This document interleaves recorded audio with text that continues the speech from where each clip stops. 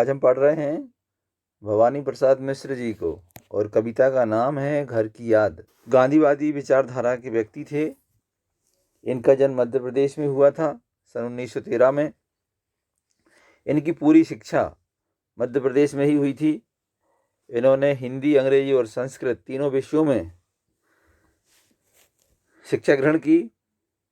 ये महात्मा गांधी के विचारों से बहुत ही प्रभावित थे, यहाँ तक कि इनको कविता का गांधी कहा जाता है।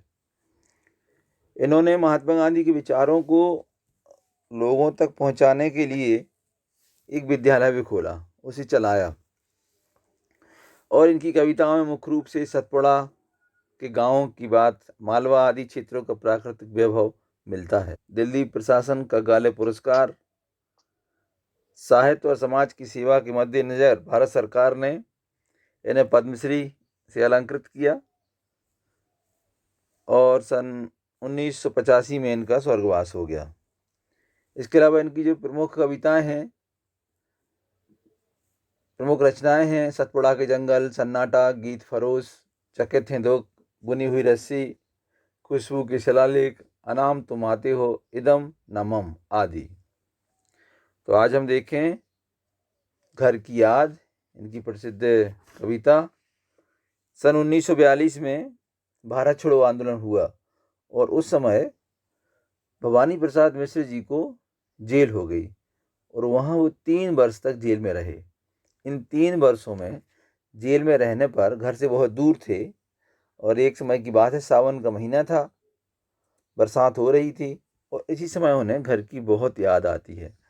और उसी समय उन्होंने एक कविता लिखी और कविता है कि आज पानी गिर रहा है, बहुत पानी गिर रहा है, रात भर गिरता रहा है, प्राण मन घिरता रहा है, बहुत पानी गिर रहा है, घर नज़र में तिर रहा है, घर की मुझसे दूर है जो, घर खुशी का पूर है जो। तो इसमें पानी गिर रहा है, पूरी कविता में इसका वर्णन है।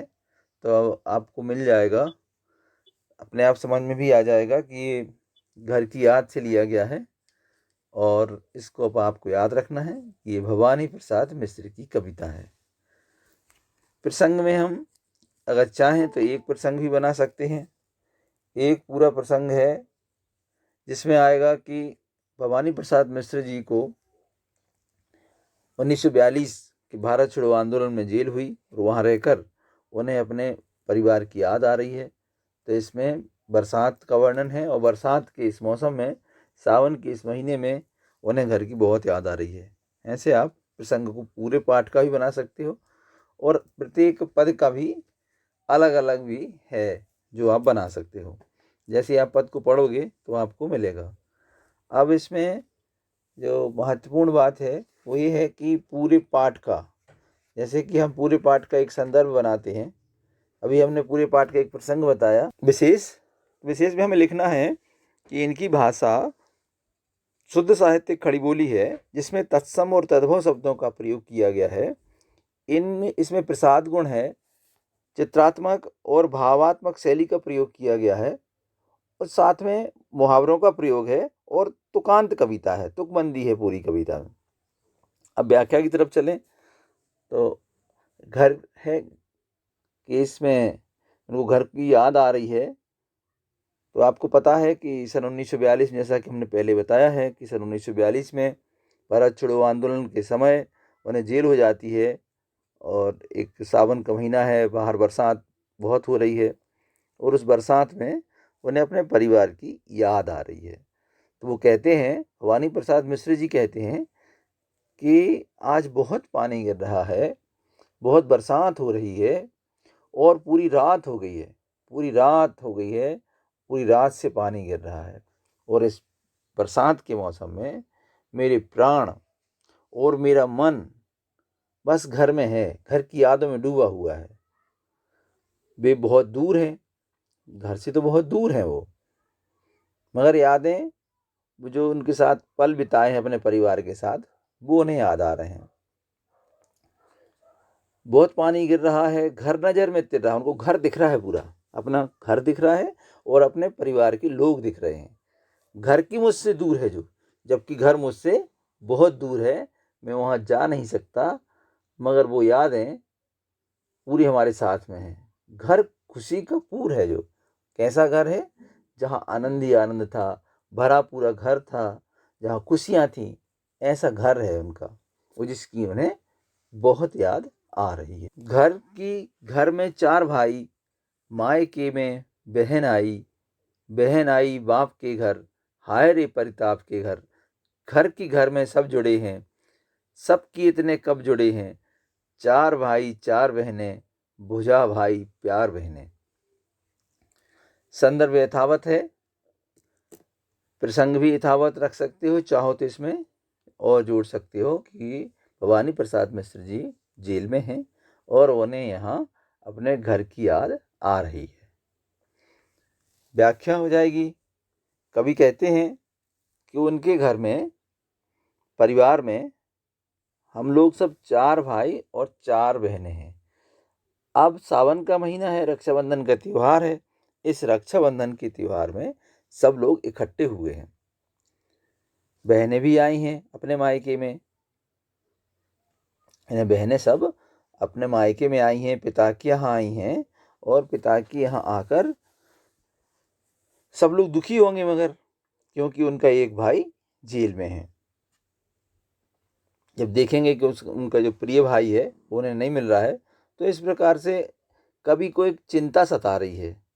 वो चिंतित हो जाते हैं इस बात को ध्यान में रखकर कि बहन आई बाप के घर, हाय रे परिताप के घर। मतलब कितना दुख है, अत्यंत दुख है उन्हें कि देखो बहन तो आई होगी रक्षाबंधन मनाने के लिए, सबके साथ बैठने के लिए, मगर देखो उन्हें कितना दुख होगा जब देखेंगे कि उनका एक भाई घर में नहीं है और इतने सालों से, इतने ज़्यादा समय से जेल में है।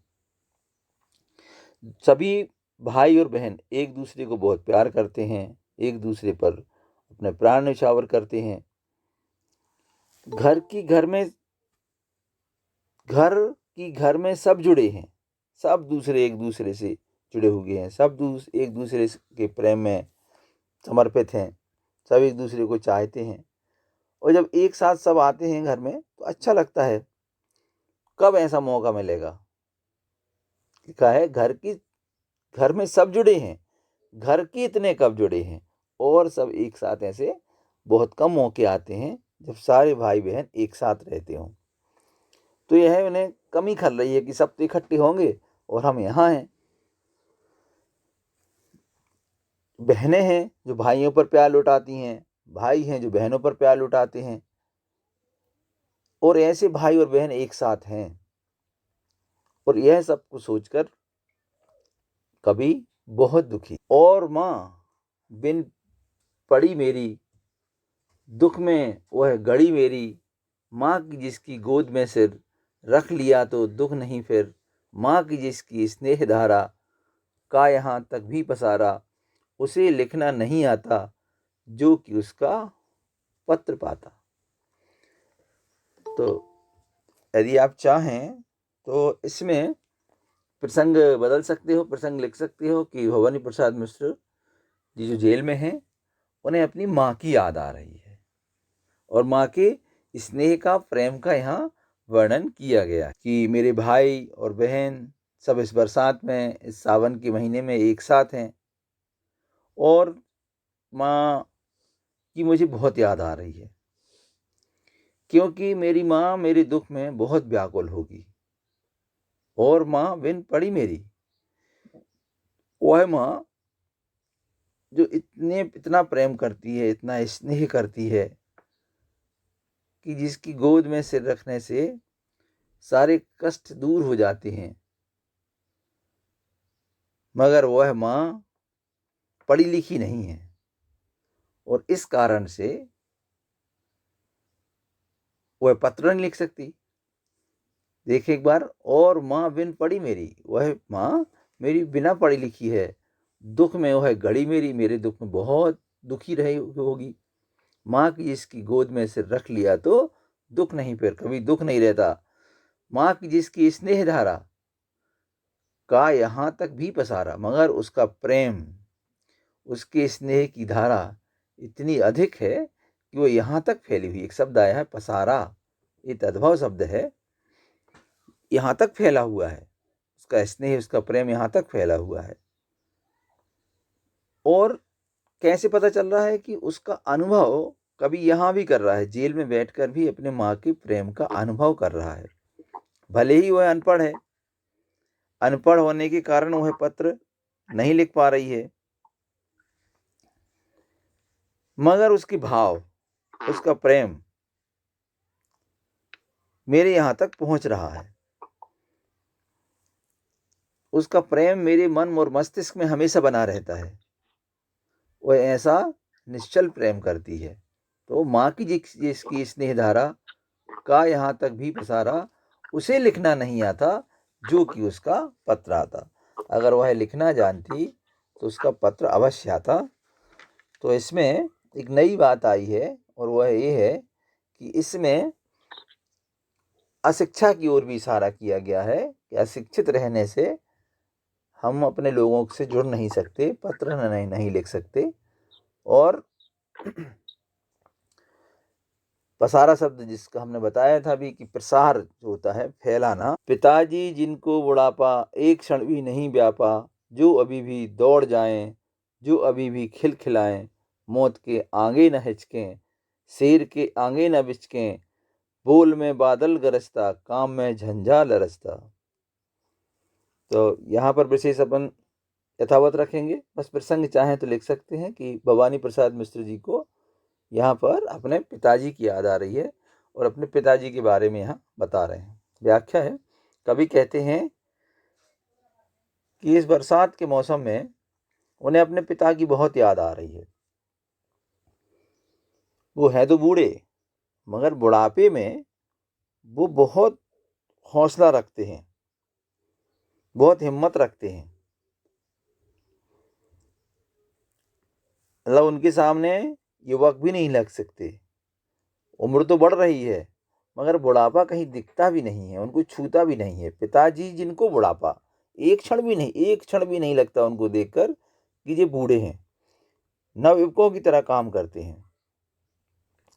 आज भी वे दौड़ भाग में नवयुवकों से भी आगे रह सकते हैं, दौड़ लगा सकते हैं, और दौड़ते ही हैं। वे हमेशा हंसते और खिलखिलाते रहते हैं। जो अभी भी दौड़ जाएं, जो अभी भी खिलखिलाएं, और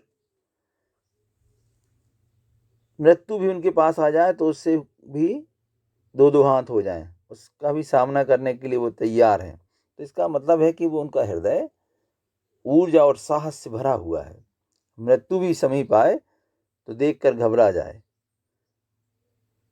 तो शेर भी सामने अगर आ जाए तो विचलित होने वाले नहीं है। शेर का मतलब ही कितनी बड़ी समस्या उनके सामने आ जाए तो वो उससे भागने वाले नहीं हैं। अच्छा हिष्ट और पुष्ट शरीर है उनका। कोई भी चुनौती सामने आ जाए, कोई भी समस्या अगर सामने आती है तो उसके लिए वो तत्पर हैं। इतनी कड़क उनकी आवाज़ है कि उसके आगे बादलों की गड़गड़ाहट भी फीकी लगती है।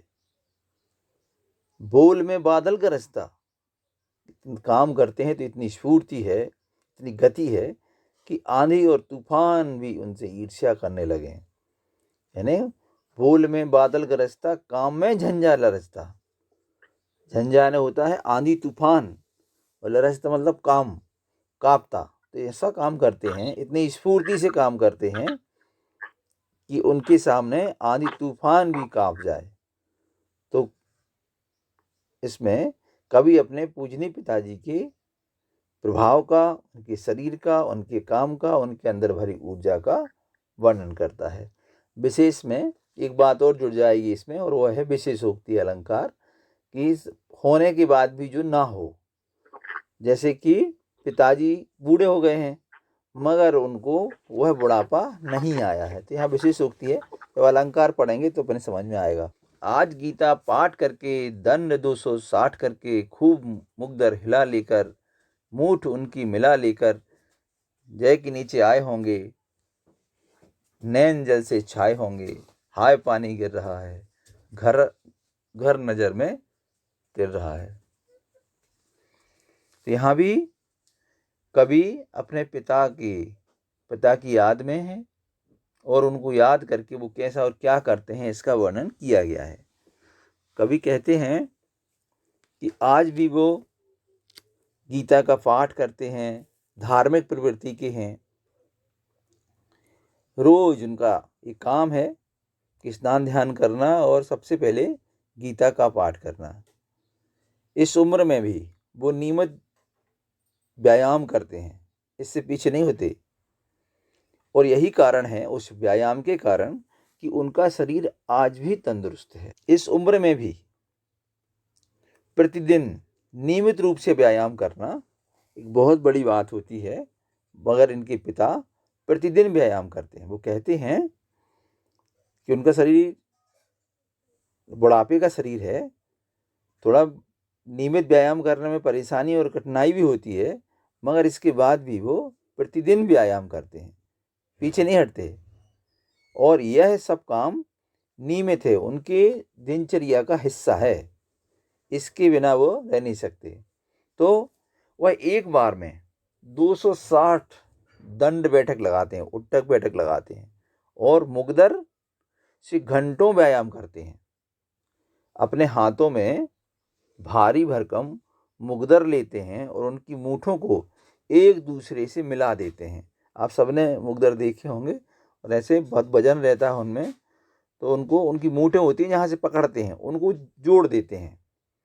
यह सब जैसे अपन पढ़ रहे हैं तो सरल लग रहा है, मगर ये करना बहुत कठिन होता है।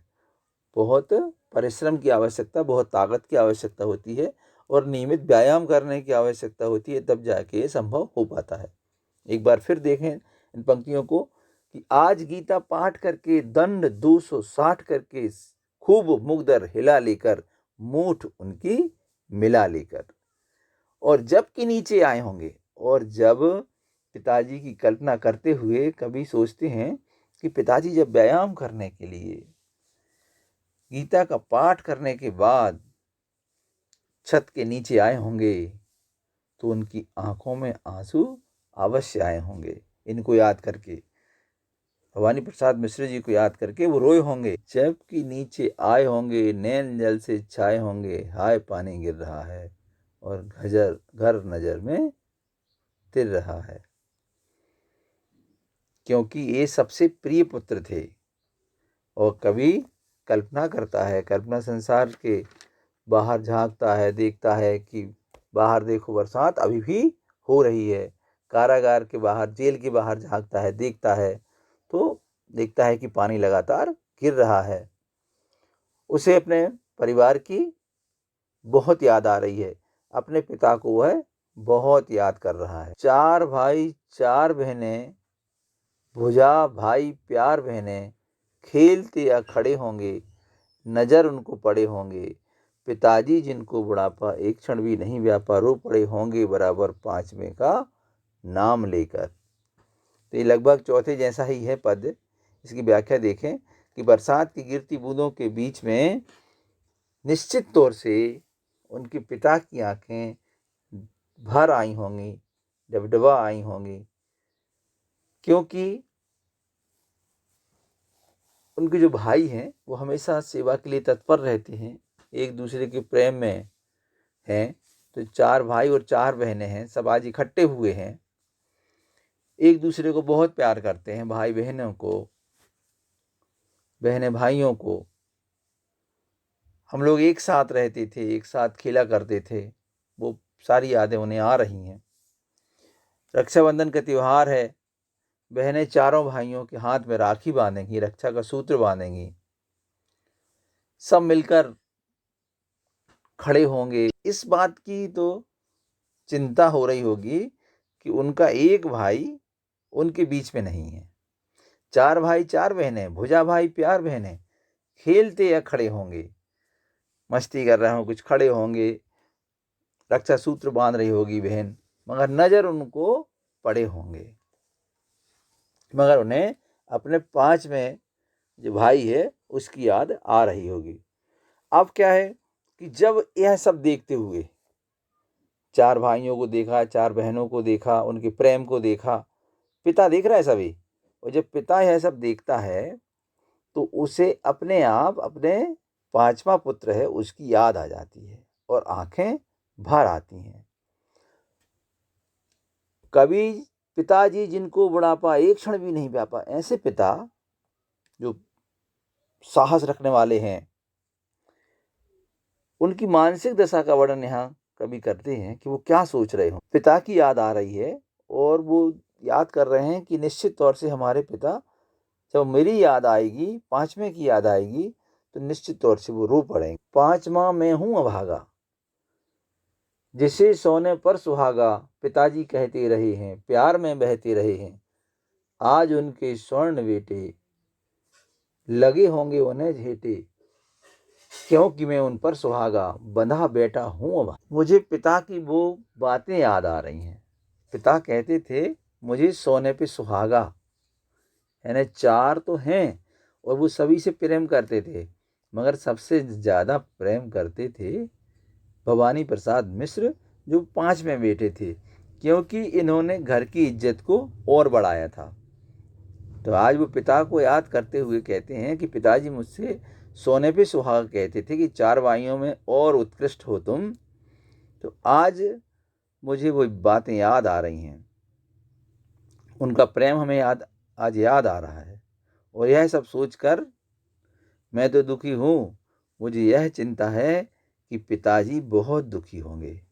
उन्हें जब पांचवा बेटा, जिसे वो सोने पे सुहागा कहते थे, वह आज उनके पास नहीं है, जेल में है, तो पांचवा मैं हूँ अभागा, यानी कि पांचवा मैं हूँ और मैं अभागा हूँ, भाग्यहीन हूँ, जिसे मेरे पिता सोने पे सुहागा कहते थे, और आज पिताजी वहाँ मुझे याद करके रो रहे होंगे। आज उनके स्वर्ण बेटे लगे होंगे उन्हें हेटे, और आज उन्हें अपने सोने के समान बेटे, जिन्हें सब सोने थे, सोने स्वर्ण की तरह थे, सोने की तरह थे, मगर ये पांचवा बेटा सुहागा की तरह था और प्रिय था।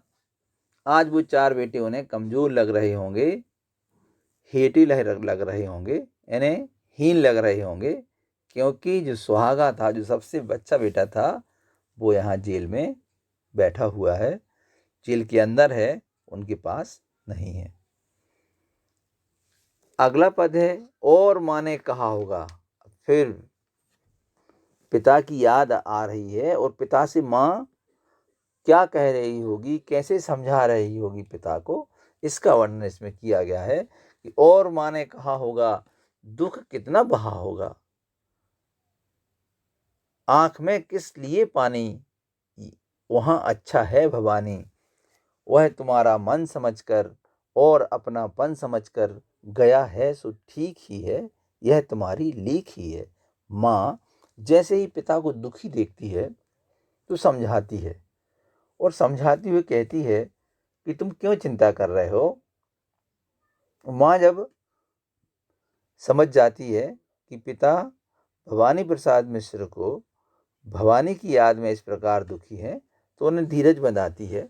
मगर माँ स्वयं अपने आप में दुखी है, उसे बहुत कष्ट है, मगर इसके बाद भी वह अपने कष्ट को छिपाते हुए, उसने कहा और कैसे अपने उन आंसुओं को रोका होगा, और फिर कहा होगा दुख कितना बहा होगा। लिखा है दूसरी पंक्ति में कि उस माँ के हृदय में दुख कितना आया होगा, कितनी दुखी हुई होगी, आंख में किस लिए पानी, और वो कह रही होगी, खुद की आंखों में पानी को रोक कर वह अपने पति से कहती है, ये आंखों में पानी क्यों लिए हो, वहां अच्छा है भवानी, यानी कि कारावास में या जेल में आपका बेटा भवानी बहुत अच्छे से है, कुशल है, उसकी चिंता मत करो। खुद दुखी है अपने पुत्र के दुख में, और अपने पति को कैसे साहस दिलाती है, और ऐसा साहस दिलाते दिलाते वह स्वयं रो पड़। क्या कह रही होगी कि आपके मन में जो राष्ट्र प्रेम था, आपके मन में जो राष्ट्र के प्रति प्रेम की भावना थी, उसको उसने समझा, अपने हृदय में उतार लिया, और यही कारण था कि उसने भारत छोड़ो आंदोलन में भाग ले लिया। उसे 3 साल की सजा भी हो गई, और मैं जानती हूँ कि आपका मन भी यही कहता है, आप भी यही चाहते हैं कि पुत्र देश प्रेम के लिए अपनी जान निछावर करने के लिए तैयार रहे। और जैसा आपके मन में था कि हमारे पुत्र भी राष्ट्र प्रेमी हों, तो उसने वैसे ही किया। जो परंपरा तुम्हारे घर की चली आ रही है, उस परंपरा को उसने निभाया। तो फिर इस प्रकार से चिंतित क्यों होना, तो फिर दुखी क्यों होना। वह तुम्हारा मन समझकर और अपनापन समझकर गया है, सो ठीक ही है।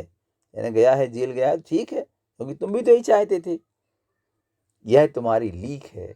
लीक मतलब होता है परंपरा। ये तुम्हारे परिवार की परंपरा है, राष्ट्र प्रेम की परंपरा। तो उसने वही किया, तुम्हें तो प्रसन्न होना चाहिए। यहाँ एक नई बात आई है, और वो है संवाद। बात हो रही है यहाँ माता और पिता की, तो यहाँ संवाद शैली भी कह सकते हैं। आगे है, पांव जो पीछे हटाता। पांव जो पीछे हटाता, कोख को मेरी ले जाता। इस तरह हो न कच्चे, रो पड़ेंगे और बच्चे। पिताजी ने कहा होगा, हाय कितना सहा होगा। कहा, मैं रोता कहाँ हूँ, धीर मैं खोता कहाँ हूँ।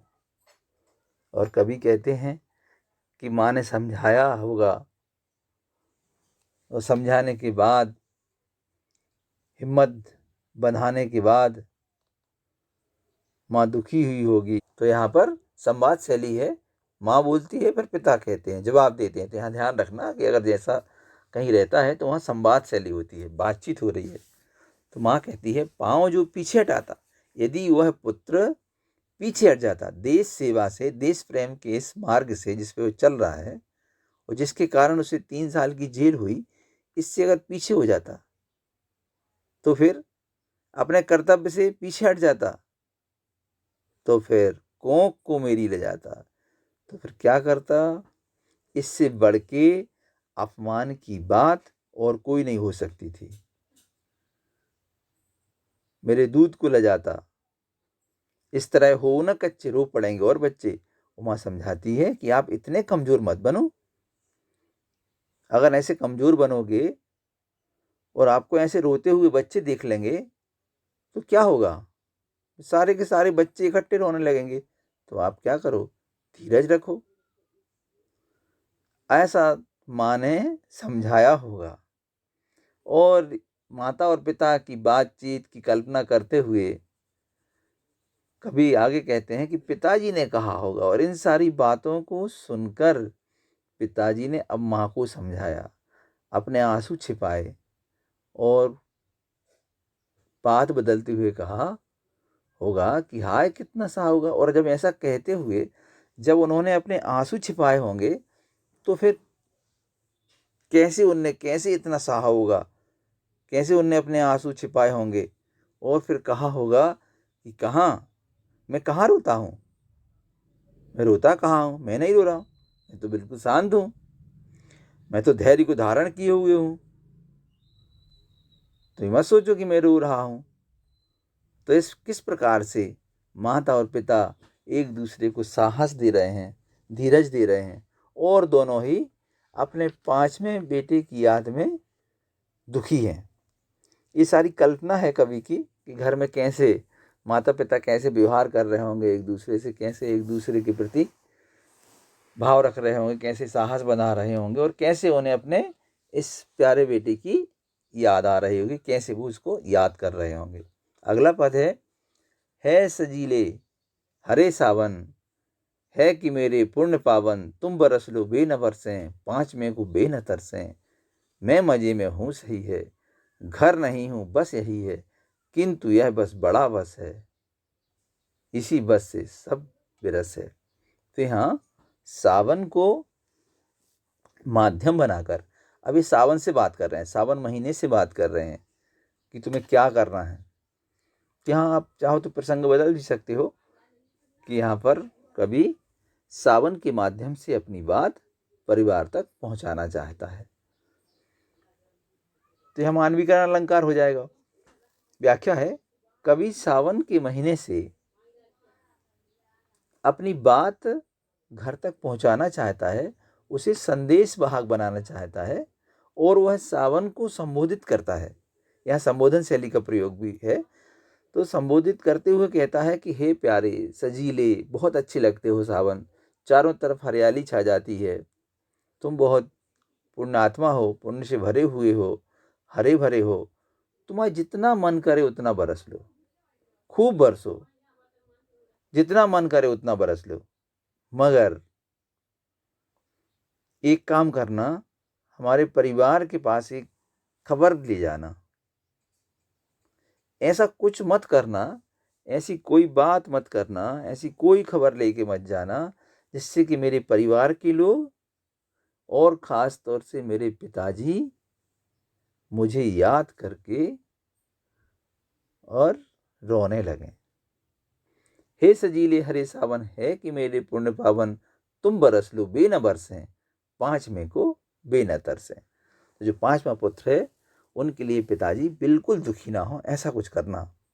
और एक काम करना, एक खबर लेके चले जाओ, उनको कहना मैं मज़े में हूँ, सही है, मैं बिल्कुल प्रसन्न हूँ, जेल में आनंद से हूँ, कोई कष्ट नहीं है, कोई परेशानी नहीं है, बस इतना है कि घर नहीं है, घर नहीं हूँ, बस यही है, बस इतना दुख है कि मैं घर में नहीं हूँ, बाकी मैं प्रसन्न हूँ। परंतु मैं जानता भी हूँ कि यह बस मेरे परिजनों के लिए कितना बड़ा है, क्योंकि उन्हें तो भवानी चाहिए, पास में चाहिए। कितनी बेबसी है इस बस में कि वह चाह के भी अपने परिवार के पास नहीं पहुंच सकते।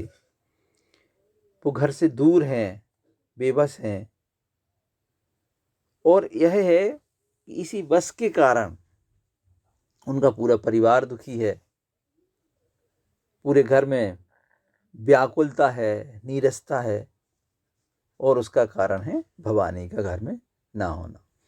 अगला पद है, किंतु उनसे यह न कहना, उन्हें देते धीर रहना, उन्हें कहना लिख रहा हूँ, उन्हें कहना पढ़ रहा हूँ, काम करता हूँ कि कहना, नाम करता हूँ कि कहना, चाहते हैं लोग कहना, मत करो कुछ सो कहना।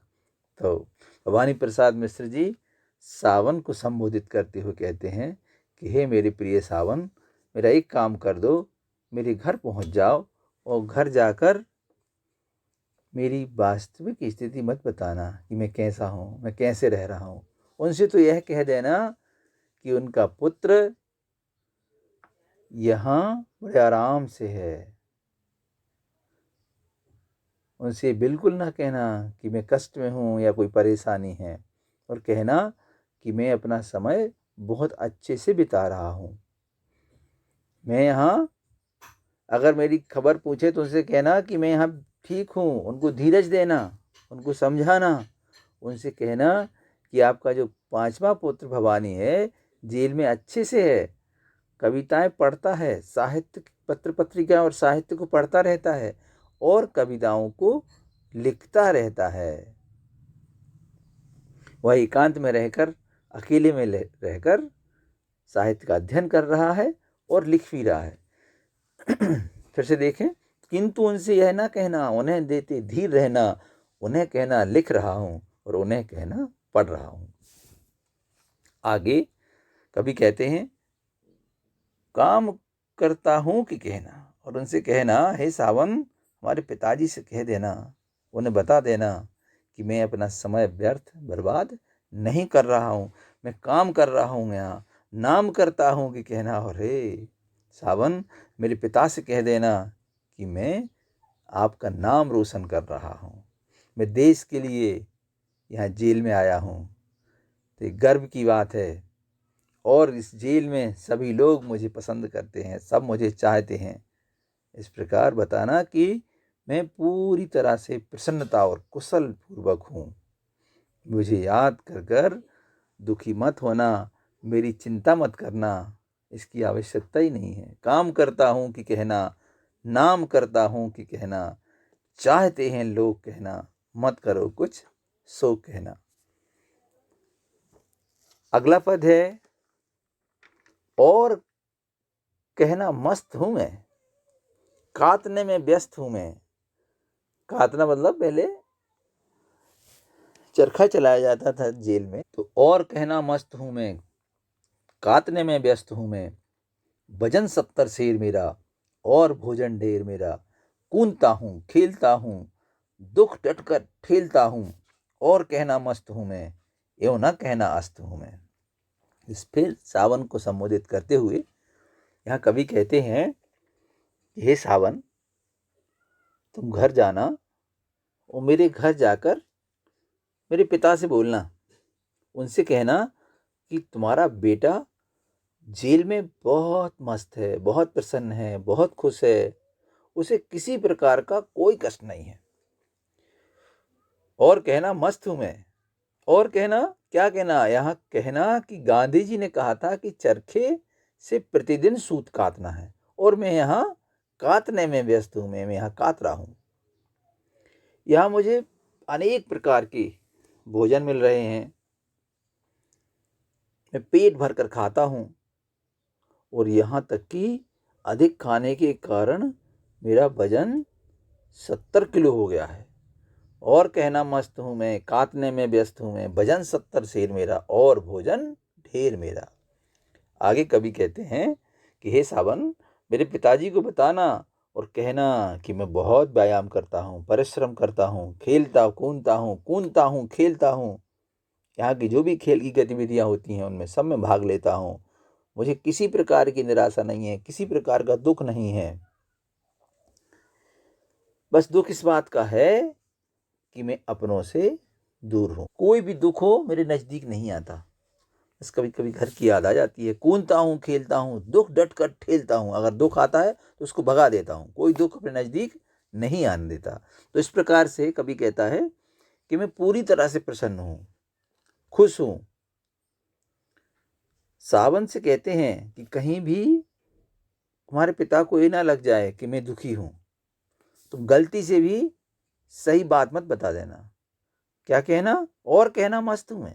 बस ये कहना कि मैं निराश नहीं रहता, मैं उदास नहीं रहता, मैं बस प्रसन्न रहता हूँ। मैं परेशान हूँ, मैं निराश हूँ, मुझे परेशानियां हैं, गलती से भी ये बात ना कह देना।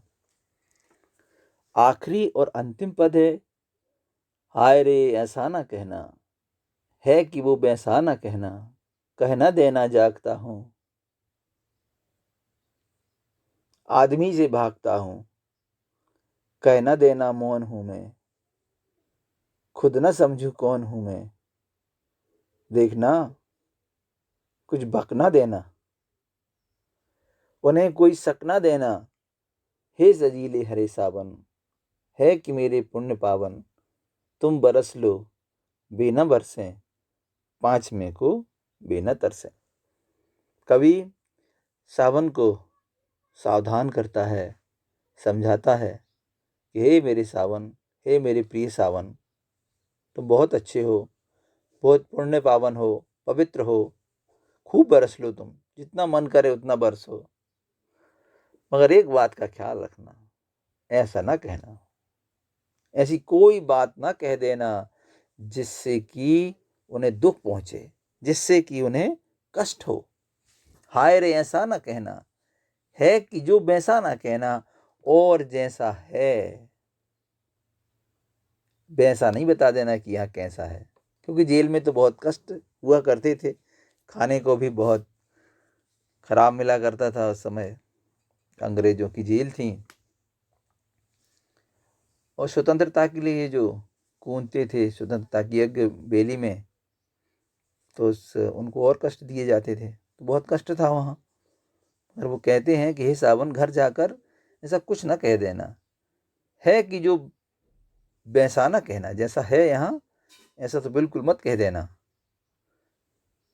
कह न देना जागता हूँ, और ये मत कह देना, ये बिल्कुल ना कह देना कि मैं जागता रहता हूँ, घर की याद में जागता रहता हूँ, घर के लोगों की मुझे याद आती है और मैं अकेला रहता हूँ, चुपचाप घर की याद में खोया रहता हूँ, कोई मुझे पसंद नहीं है, लोगों से दूर रहता हूँ।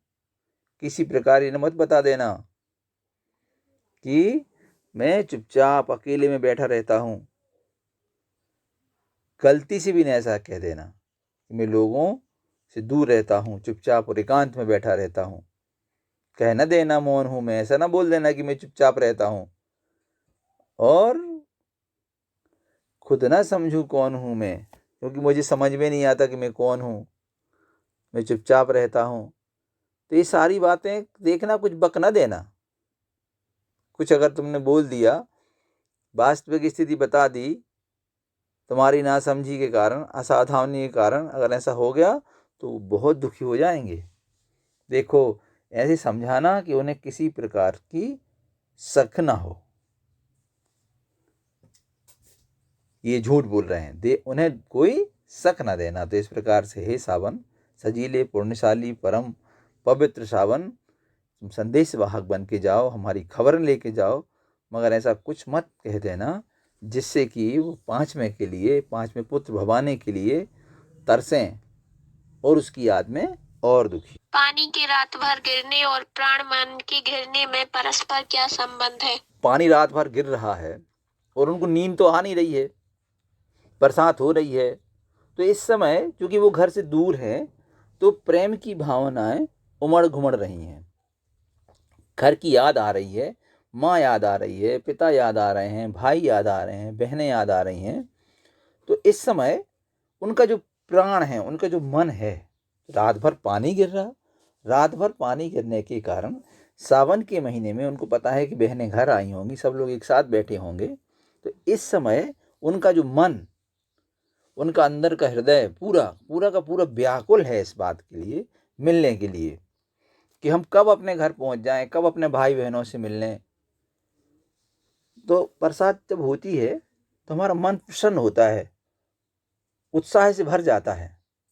और इस उत्साह में कवि की हालत खराब है, वह जेल में है, उसे अपने घर की याद आ रही है, घर के पलों की याद आ रही है, घर में जिस प्रकार वो एक साथ रहते थे उनकी याद आ रही है।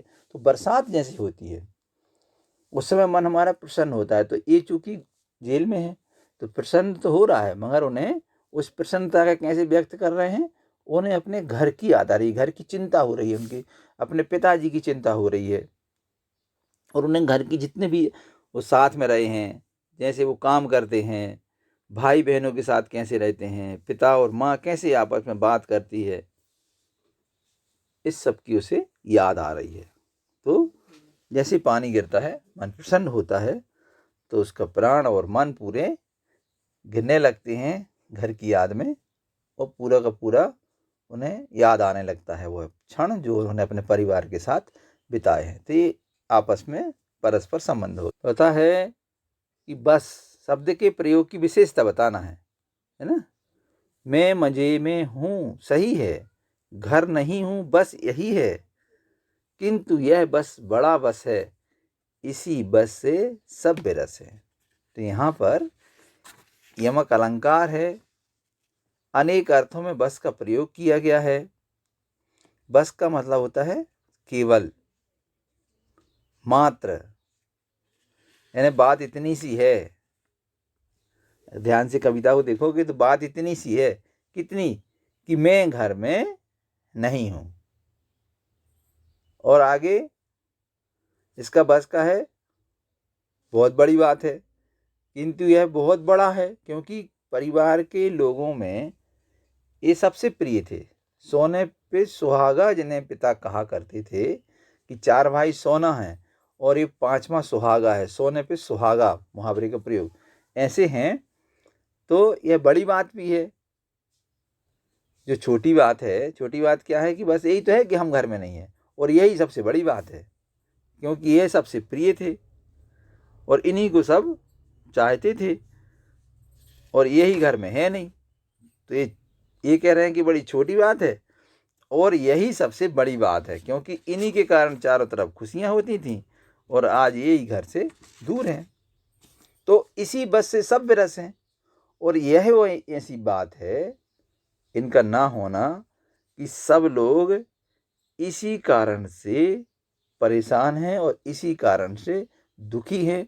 घर में कोई खुशियां नहीं मनाई जा रही, उतनी खुशियां नहीं मनाई जा रही एक व्यक्ति के होने से, मतलब बस मैं ही तो नहीं हूँ, मगर यही तो बस बहुत बड़ा है, इसके कारण तो खुशियां तक नहीं मनाई जा रही, यानी पूरा घर आनंद से विहीन है। पिता के व्यक्तित्व की किन विशेषताओं को घेरा गया है?